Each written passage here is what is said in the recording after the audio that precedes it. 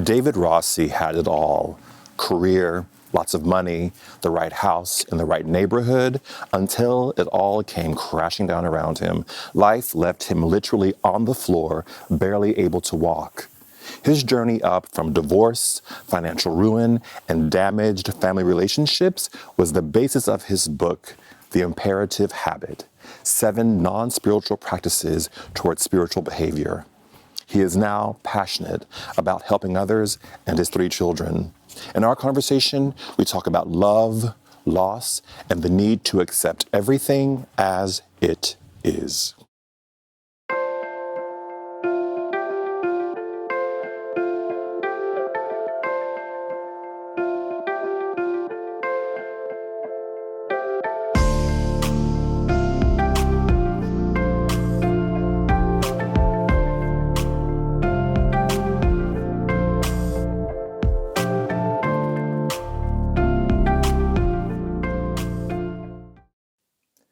At We Care Spa, we believe that if we follow Susanna's path and reconnect with those sometimes forgotten parts of ourselves, we can become whole again.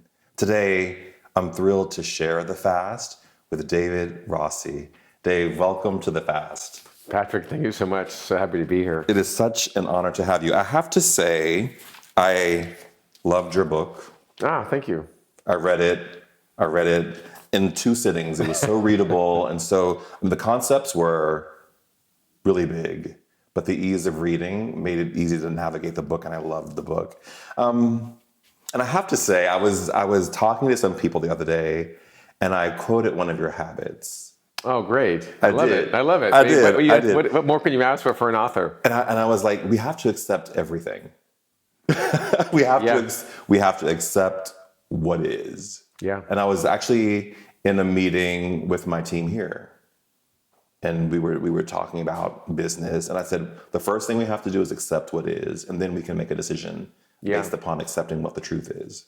And I think what's interesting about that is, I said this in the book, it's not that you accept it forever. Right. It's not that you're not trying to grow and make things better or improve your life. It's that this is where it is right now. Today. The light is red. Doesn't mean it won't be green in some time in the future. But right now, this is the landscape. This is the playing field. This is the chessboard. And let's make a decision not trying to manipulate what we think we're seeing. Let's accept it, not let our emotion block real reality. You know what I mean? It's freedom. I think it's freedom if you can do that. It is. And I have to tell you that I learned this, that habit, through accepting my own vulnerabilities, accepting my own weaknesses. And I always say, the one thing you have to know is what you don't know. And that's acceptance. Accepting that you're bad at things, accepting that you don't know things, accepting that you need help, accepting that this sucks and the situation I'm in sucks. And if I sugarcoat it or pretend it's something different, I'm not really going to take it on the way it really needs to be taken on. So I love that you start the book with a quote from Ram Dass, which I think is pretty awesome. But you say in the beginning, you say, looking back at the life I lived years ago, I see a man who seemingly had it all. I ran my own company since I was 28 years old. I married a beautiful woman. Together we brought 3 children into the world. And for 16 years, I ran a business with annual sales of $30 to $35 million.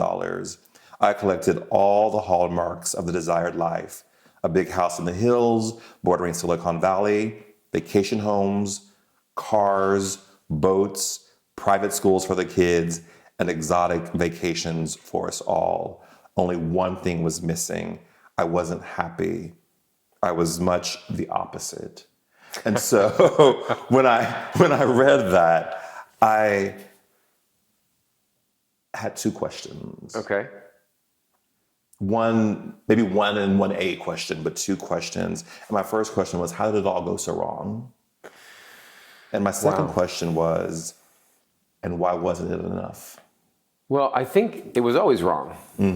I think, the whole book is takes the reader on a journey of what we think is happiness, that we think happiness are things. And I didn't know any different. And I when I wrote that paragraph, I realized I wanted to write it for other people to realize that they may not have gotten it either. Because the standard that everybody measured happiness on, where I came from, and what I see in the world a lot today, are things.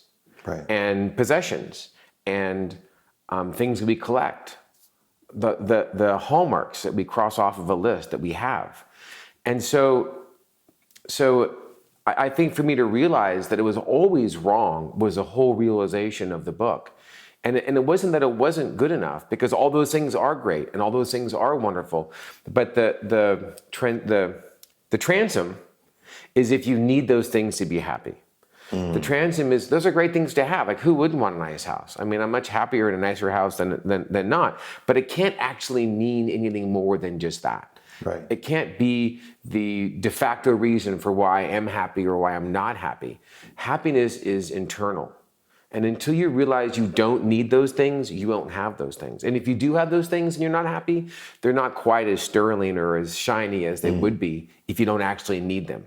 It's and I think you allude to it in the book. It's the golden handcuff metaphor. Yeah. It's shiny and it's pretty, but it holds you down. Right. And there's freedom in that release of things as objects for happiness. Because, you keep on collecting things and, more isn't enough. And so you keep on looking for the next thing and the next thing and the next thing. And at some point you realize, what am I doing? And that's what happened to me. You also said in the book, you quoted Tolstoy, which I thought was interesting. And you quote Ivan Ilyich, the death of Ivan Ilyich, and you say, the quote that he says is, "What if my whole life was lived wrong?" And that made me think, is there such a thing as a right or wrong path? Well, I think in all spiritual work, there are nuances to things. And so, any spiritual teacher would tell you that there is no right, there is no wrong, there is no good, there is no bad. It's just a vector. Right. Okay. So, but to get to that point of understanding that there are no opposites, you kind of have to use words that people can understand. Right. And that quote held a lot of importance for me, because it was that quote, and it was also Eckhart Tolle's quote, "Don't fear the outcome," that really was a catalyst for me leaving my marriage of 15 years, because I knew I wasn't happy. But the reason why I stayed in a life that I didn't really like was because I was afraid of the outcome. So the decision-making process for me at that time was computating all the situations and scenarios. What happens if I leave? What happens if I change my life? What happens if I hit reset? What happens? That computation of listening to Tolstoy's quote and ejecting from where I was really about fear, was really about the outcome. The outcome, the perceived outcome, the possible outcome drove my decision-making process. And when I realized that if fear was absent, what decisions would I make differently?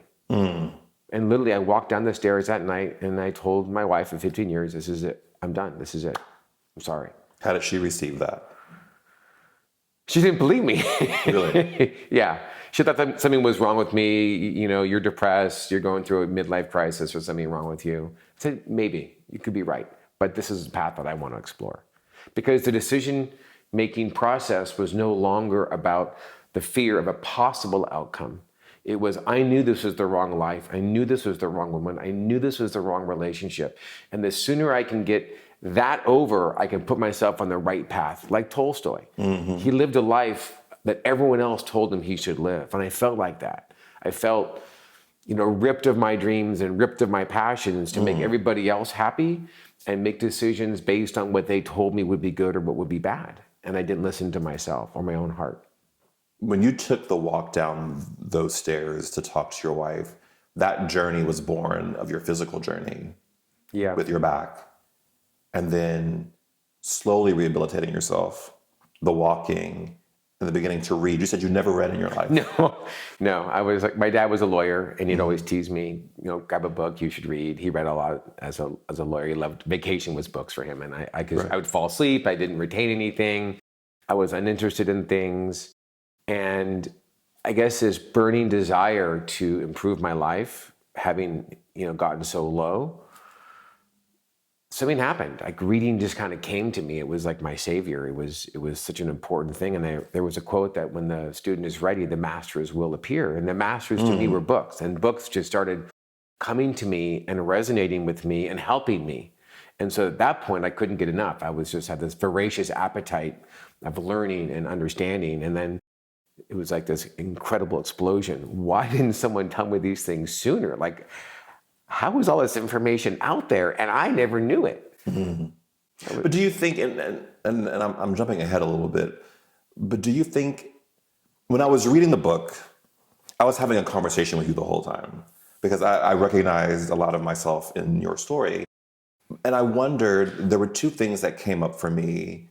One was regret. And is there such a thing as regret? And the other thing that came up for me was,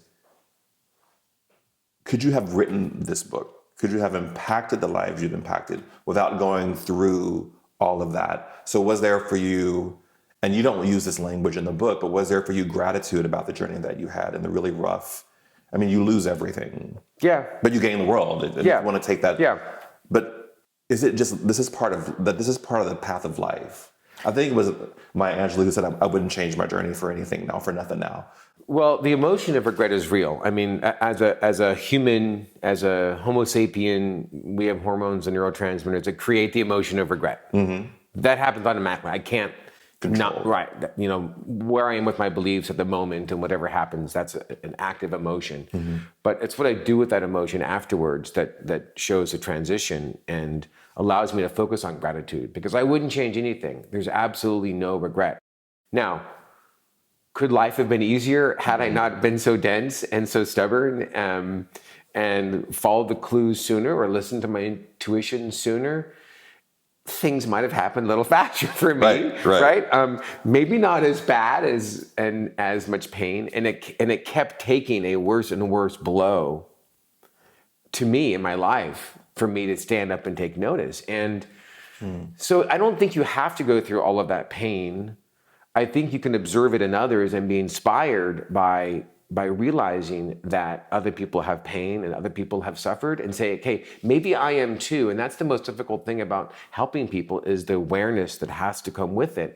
That people say, oh no, I'm fine. Oh no, I'm fine. And you know, they probably think they are. I thought I was. I didn't think there was anything wrong with me. And I say in the book that I didn't think I really had any problems because I didn't think solutions existed to my problems. I thought the solutions were, oh, I need a better employee as a manager, or I need a better operations person, or I need more date nights with my wife, or I need more exercise to be in better shape so I feel better about myself. I thought those were the solutions, which those were all dead ends. And that's why my life got tougher and tougher. And so I didn't really think there was a whole lot wrong with me. So I didn't spend the time getting better until I got to the bottom. Really to the bottom. Like, really. You couldn't walk. I couldn't walk. I had re-injured myself. I slipped a disc in football in college, which ended my college football career. And then I was overweight and unhappy, and I'm like, I need to do something. So Eating ice cream. Eating ice cream, yeah, right. I was like, I feel you, man. With chocolate chips and milk on top, yeah, you know, in front of the TV. And I said, look, I got to get in shape. Like, this might be a key to feeling better and finding happiness. And then I re-injured my back trying to heal myself. And I was relatively paralyzed. I got the phone call from the doctor that said, if you can't use the toilet, go to the ER. And I'm like, I am 100% going to use that toilet because I'm not going to the ER. And it was that painful and that, you know, debilitating. And then I got a shot, epidural, which is a cortical steroid in my spine. Healed it for a little while, but it didn't cure it. And then I scheduled surgery. February 29th, leap year in 2016, I had a double discectomy scheduled and a double lunectomy, and I canceled it. And the doctor's like, you can't heal this. And I said, well, I can always reschedule. Yeah. So that was a low point and a high point. It was low point to hit that bottom, but it was a high point to find a way out of it. So as you are laying on the floor of your closet, taking 45 minutes to stretch, to even be able to put on your clothes, to kind of walk out the door to go to your work, what are you thinking? How did I get here? Like, are you serious? Like, what is happening to me? How did my life get to this point? How did I work so hard to do the opposite and land so squarely opposite of what I tried to do? And that was kind of a moment to realize that it had very little to do with my effort and my tenacity or my intelligence or my work ethics, and a lot more to do with a lot of other things that are much more subtle and much more esoteric and much more internal. And that's kind of what started me on this path. Would you have survived if you hadn't found the imperative habit? Yeah. I mean, I was a fighter. I was a survivor. I would have done what I'd done for the last 15 years. Just, pull up my shoes and put them on and up my bootstraps and go after it and just keep working and keep taking hits and keep taking hits. And I think a lot of people do that. I think if anything happens to you that is uncomfortable, that's hard, that is an invitation to fix it. And I don't mean like bop it back in the nose. I mean to really investigate why it's hard from a psyche perspective. There was a great quote by a Greek philosopher named Epictetus that says, it's not events that make you angry, it's your beliefs in them that does. And so if you have something going on, I mean, internally, not that the world knows. I mean, we're all really good at hiding shit, aren't we? I mean, we hide a lot of stuff. And I think if you have that internal conversation with yourself and you're saying, hey, this is hard, what's going on? That is literally like an invitation in the mail to say, take inventory of what you believe, take inventory of something deeper and beyond what you see, and really learn about it. Really put in the effort to understand why you're having this conversation with yourself. Because it's not an accident. We just ignore it. Right. So we've been talking for 10 minutes about the imperative habit. What is the imperative habit? Well, it's a series of practices. And I think it's really important that we talk about practice. Yes. Because this doesn't happen unless you practice. And when I kind of hit that alarm bell that is practice, what that means is you keep on reinforcing what you want to believe. You keep on reinforcing what you know to be true and what you know helps you and works for you. And if you don't practice it to habit, then it's just a fleeting moment. It's like the quote that you read on social media, you go, aha, I resonate with that. And then an hour later, you're like, what was that quote? Did I take a screenshot of that? Where was it? Where did I say that? Right? I do it all the time. I'm like scrolling through my phone. So you want to live that quote, then you have to practice it. You have to put it into practice, into your daily life. And maybe these great quotes that you read make a lot of sense, and you just don't know how it connects to your life situation.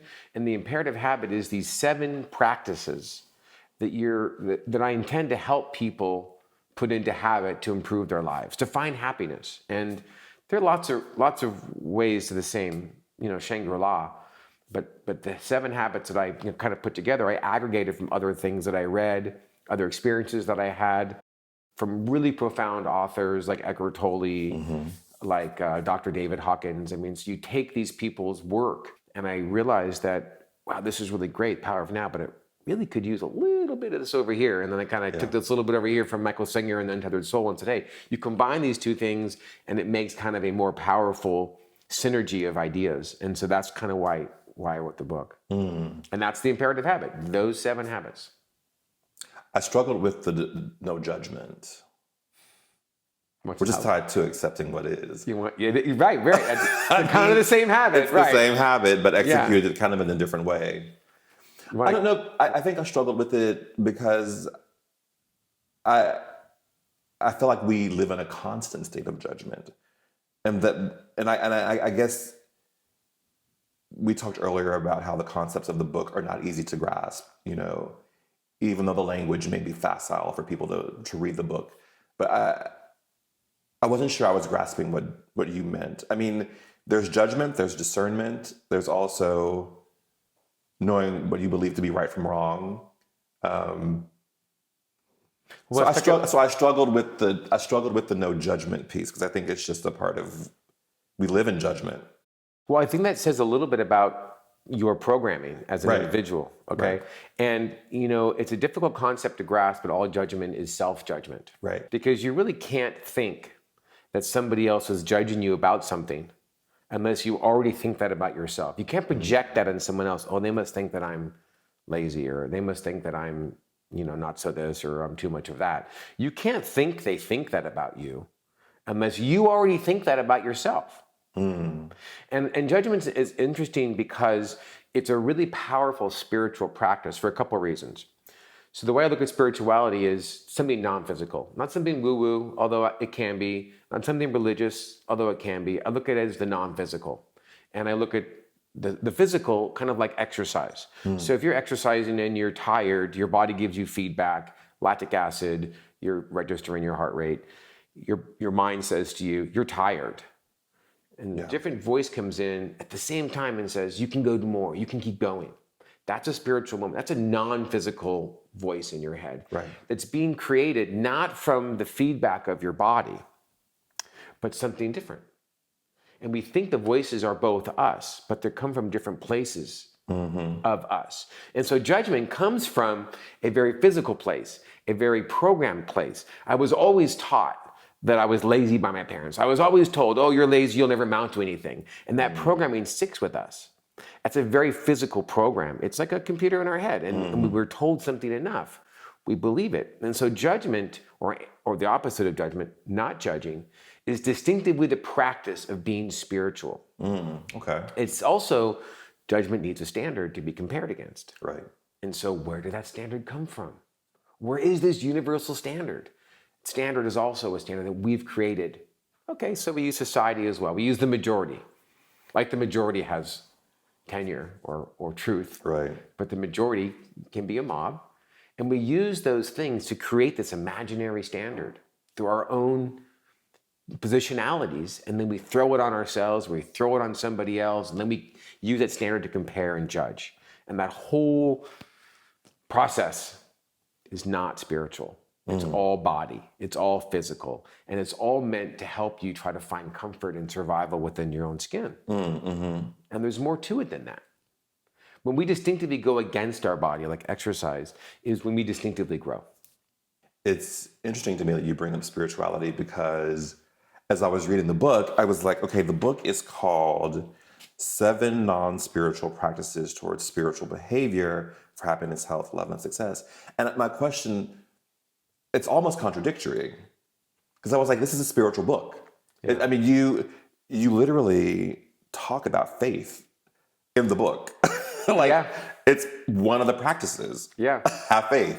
And so, and now that you explain it as getting it into your body in a different kind of way than faith or than a religious practice, it kind of makes sense to me. But I want you to go deeper into why you specifically said this is a non-spiritual practice towards spiritual behavior. Is that even possible? Prior to this book, I wasn't a spiritual person. And I would almost, prior to this book, think that some of spirituality or religion or the dogma of a religion was somewhat off-putting and had a negative taste in my mouth before I wrote the book. And the practices are very distinctively human and very distinctively non-dogmatic and very distinctively everyday things that can be used. And I didn't want to pigeonhole the practices because they're great not to judge, accept. Don't be afraid of the outcome. Love and compassion, and have faith. And faith was an interesting one because it's also not a dogmatic thing. I mean, it can be, and it's been adopted as something dogmatic, but it really is the belief that something exists without seeing or experiencing it. And that's a really important thing to practice, that the people before us who have found success or have found these places in life, and I don't just mean with my book or what I teach, anybody you see, they're just a beacon that it's achievable. And we need to have faith that if we haven't felt it or we haven't seen it, that it's still achievable. And so when you are, confronted with difficulties or you're judging your own journey and you're saying, hey, this is hard. What do I do next? What do I do?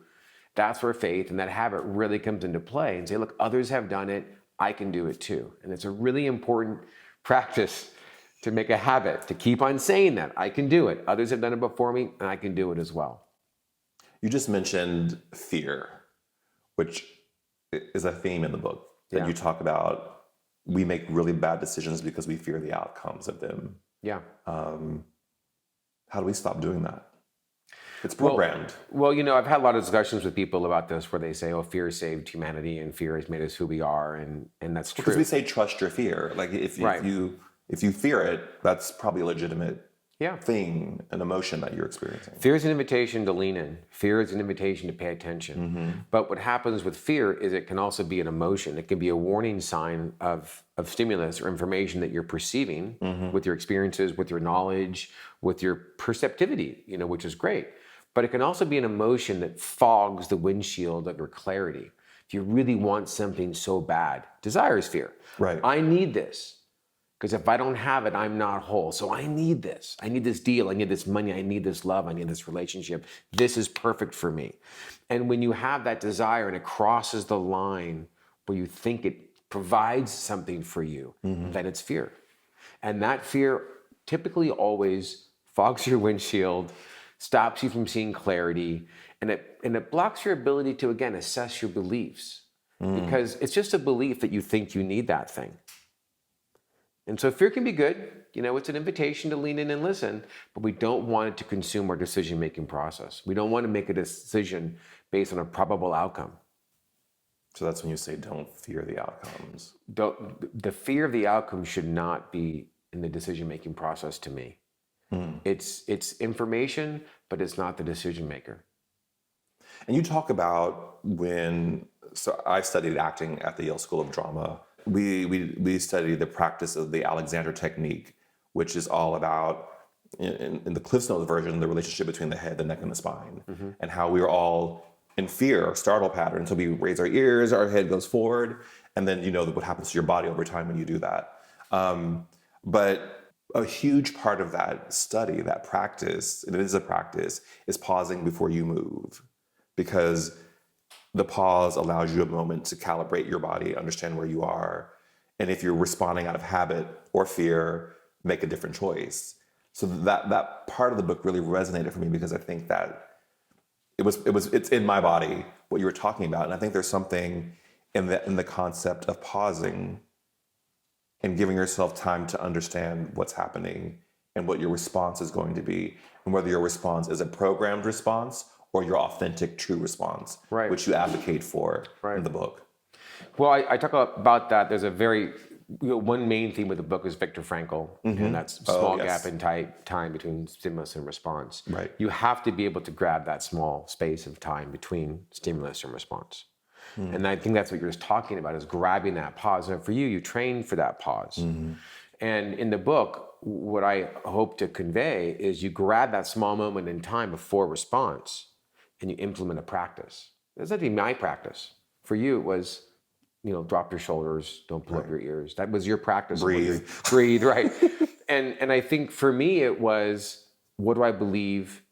Back to the Epictetus quote, what do I believe to be creating this response? Do I want to believe that? Do I want to believe this is hard? Do I want to believe that I'm bad at this? Do I want to believe that I can't do this? What do I want to believe? Right. I've been programmed so many things.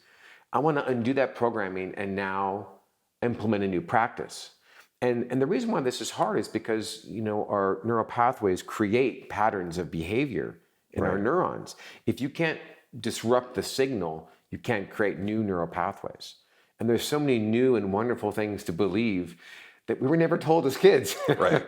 And I'm now telling myself all the things that I want to tell myself and that I want to believe in. And over time, those things become neural pathways and new beliefs.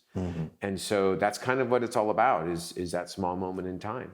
Your kids, you have 3 kids. How have they handled this transition? Well, they all hate my beard. We're like, Dad. You never had a beard when you were babies, Dad. So why did you grow a beard? And I always heard a quote: "Every beard has a story." And so I kind of like the beard. They think it's wonderful. I think at times they tease me for it because sometimes it doesn't suit them, so they'll tease me about it. But they've all really kind of embraced it. They ask for my help. They ask my opinion. I was actually flying down here with a college kid who was sitting next to me, whose parents had put a lot of pressure on him to take over the family business and, carry the family flag. And he was a tech person, they were in textiles. Anyway, so he followed his parents', pressures, and he became really unhappy, and his aspect of the business failed. And he said to me, well, what would you do if your child wanted to be a musician and you knew he wasn't going to make any money, but he was following what he really loved?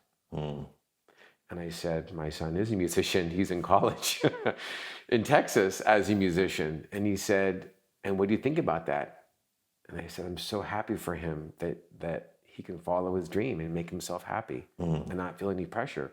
And I then said to him, it may have not been the best advice at his age.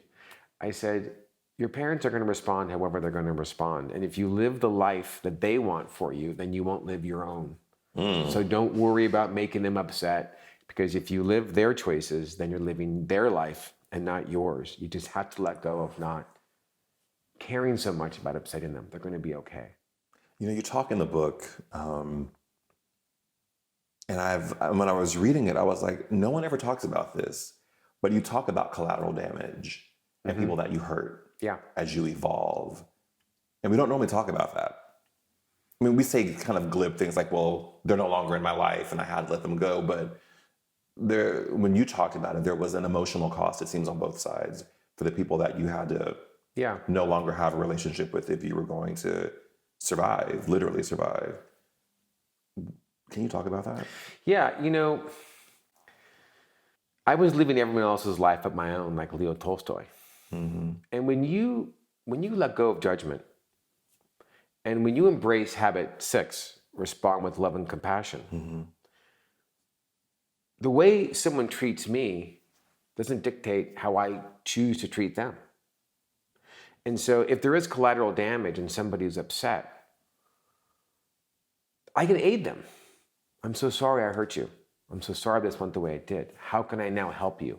The choices I made, I feel, are important for me. And because I'm detached from taking personal responsibility for their pain, I can help them or try to help them. And not always could I, but at least I had the sincere and honest attempt to want to help. And they didn't always take it. My wife at the time, ex-wife now, didn't really take it that way. But I sincerely and wholeheartedly wished her the best and wanted to help her. And collateral damage, everyone has to take personal responsibility for their feelings because their feelings are based on their own beliefs, not my beliefs, their beliefs. And so I can't control how people are going to respond. I'm not going to be afraid of the outcome. I can't be afraid of what outcome comes of me living my life. And I can also institute habit, 6, respond with love and compassion. And so collateral damage is just going to happen, and that's just the way it is, and that's unfortunate. But it's kind of a learning episode for them as well, to learn what's causing them to be upset. What beliefs do they possess to be upset? And that's, hopefully they'll learn it, use it as a lesson as well. And if they don't, then I wish them the best. Is there forgiveness within the imperative habit? Oh, huge forgiveness. You got to forgive everybody and everything. That's accepting things for what they are. It's in the past. It's being present. Oh my God, you just got to move on. I was wronged by so many people that I held grudges for. And I heard a quote that resentment is a poison you take yourself and think it's going to hurt somebody else, right? Right. And it's so true. And, we have these grudges that we hold on to that people mistreat us. And it really just eats away at us. And you got to accept it and move on. I mean, being present, and I go in, being present is one of the habits, and it's a very complicated habit. And I think in Eckhart Tolle's book, Power of Now, it's an incredible book, incredible speaker, incredible orator and thinker, but it really needs a practice. Right. And it really isn't about attention. There's a difference between attention and being present. And so I think that's a very important distinction that people have to know. And forgiveness is one of those things. You also talk about in the book what I would describe as an existential crisis between want and satisfaction. Yeah. Can you talk about that? Well, let me ask you a question. What confuses you about that? Are you struggling with wants and satisfactions? Well, when I read it, it resonated for me because I think I deal a lot probably in the gray area between want and satisfaction. Okay. And I don't know if I have the discernment of which is the better. And maybe there is no better. Well, I talk in the book as a chapter dedicated to authentic goals. Right. So again, authenticity is a very tough word, and it basically means the you who you don't think you are, you are. We've all been programmed to think we're something. I was a football player. I'm a father. I'm a divorced parent. I'm, whatever these labels and identities that everyone gives themselves, those show up. Right. Right. Being authentic is let's get rid of all that. Authenticity is the you that just kind of comes out without attaching an identity to your responses. Like, oh, I should respond like a football player, or I should respond like someone who's divorced, or I should respond like an author. When you get rid of those identities, then there's a real authenticity to you. Your goals have to be authentic. If your goals are, intended for money or for gain, they're just not going to be as rewarding, and they're not going to be sustainable. And so everyone has his goals of making money, but the intention behind it is what makes it either satisfying or not. If that intention is I need it to be whole or I need it to be happy, then it's not going to make you happy. You're in trouble. If the intention is to make my life easy and I love what I do and it's all good. And I love athletes because they're a great resource. A really sincere athlete, like even take like a Tom Brady or Tiger Woods, they don't go into a competition saying, I'm only going to play if I'm guaranteed to win. Right. They play because they want to test for skills and they love what they're doing. So the outcome doesn't matter and the money doesn't matter. If you're playing a sport or a business or an endeavor or a want or a desire because you love doing it, then that's the reason to do it. The outcome doesn't really matter. And you have to come to grips with that authenticity of your goals. Because if you're like, hey, I really want to have tons of money because I'll feel really whole and then I'll have a nice car and then so-and-so will like me or whatever goes in through your head, that whole line of thinking isn't authentic. Maybe you'll achieve those things. I'm not saying that you won't, but they're going to be different if your goal is, I love this. I love what I'm doing. And whatever falls out from that, great. And so understanding that authenticity is difficult too. There is another theme in the book that comes up, and it's this idea of scarcity. And I loved it because I interviewed a woman. Her name is Attica Locke, who's a New York Times bestselling author. She writes mysteries and crime novels, more than mysteries, crime novels set in Texas. And when I interviewed her, she said that she believes that crimes happen because there's this fear, there's a belief in scarcity. There's not enough love, there's not enough money, there's not enough resources in the world. And so that creates this paradigm of crime. But that if you really look around, there's an abundance of all of these things. Yeah. And you talk about scarcity in the book. Yeah. Well, all of these things are, again, spirituality or not spirituality, physical or not physical. And when you believe or choose to believe the world is scarce, people fight. They fight over toilet paper. Yeah. I mean, when they think that there's not going to be enough, people really begin to change their behaviors. It's like, rats on a ship. They're all going, and that's a belief that it's scarce, and that belief can modify behavior. It can make behavior irrational. Mm-hmm. And so I'm just advocating that you gut check your beliefs, not because it might be scarce. I mean, say you're at a festival and they're running out of water. Okay, it might be scarce, but it's the belief that it creates fear and it clouds your judgment. And it clouds your ability to make effective decisions. Because the book is about, and to me, spirituality is about navigating the hazards of life. And spiritual work and the physical world is very paradoxical. Because when one thing seems like, oh, it looks scarce, so it must be scarce. Well, that's just what you see, and that's what you believe. You can still have the knowledge that there might be fewer bottles of water, but not hold the belief of scarcity. Right. And it's about navigating your life and navigating life situations. And again, we have to decide what we believe in. Now, there's so many subtleties to this existence that the book doesn't talk about. There's so many subtleties to the underlying energy that controls all things. Mm-hmm. And one of them is intention. And intention has an energy. And if you live a life of scarcity and you truly believe that, that's an emotional energy that you're emitting that does have some effect onto what shows up in your life. Well, you're creating that scarcity. Absolutely, right. And it's back to fear. Back to fear. I love that you use the word paradox, because I don't think we sit in paradox very well. We like absolutes, and it seems like the more I live, the more I understand that everything's a paradox, and that you're typically deciding between two bad choices, or two choices that are not self-evident. Yeah, you yeah. know? Well, if you really want something, let go of it. I mean, that's a paradox. If you really Right. want something, you have to let go of it. Being vulnerable is a paradox. Vulnerability is a moment of weakness or sharing your weaknesses, and yet it takes the most amount of strength to be vulnerable.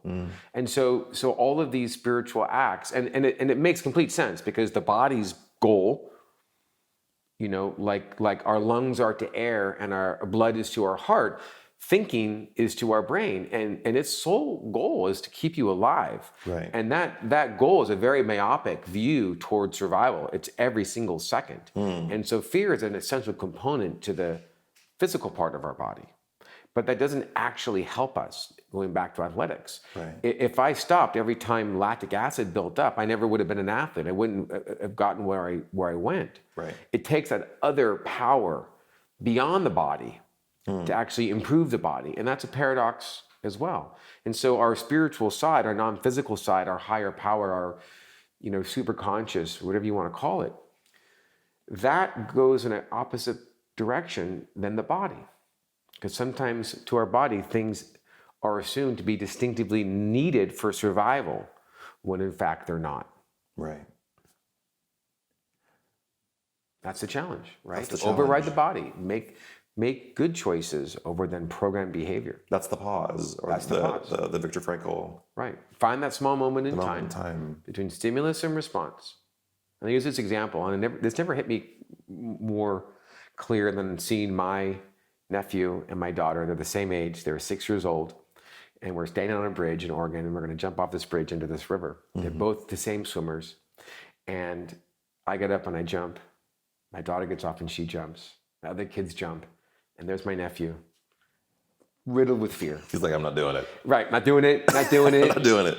So the question is, he has the thought of danger and the emotion of fear. The question is it dangerous? It doesn't matter. He thinks it is. Yeah, it is. And my daughter doesn't. Yeah. And the difference is programming. My daughter has always seen me do this, and my brother's a lot more conservative than I am, and he didn't take his kid on these excursions. And so you saw programming between two individuals that were the same level of swimmers, the same age, same bridge, same distance to water, and that programming changed their behavior. Froze his muscles, he sweating, he was agitated. All the pictures that day, he's like looking down and feeling defeated, and my daughter's like smiling and having fun. And it was really, you know, disappointing to see that programming affected his behavior and his outlook. And scarcity kind of does the same thing. It affects your behavior. Can you talk about the relationship and maybe the difference between love and loss, which you say really you felt acutely when your friend Dave Yeah, passed away? yeah. And secrets, because you didn't know that he was an alcoholic. I didn't know. No, I mean, I think for a lot of us, we viewed love as between, you know, significant others. Right. We viewed love as between partners. We viewed love Or sex. or sex, or we viewed love as things that we could share with somebody, and they didn't betray our vulnerabilities. And then when we felt safe, that's love, you know. And I think losing Dave, who again was such a close friend of mine. He was you know, more than my parents to me. He was someone I ever only thought ever really knew me.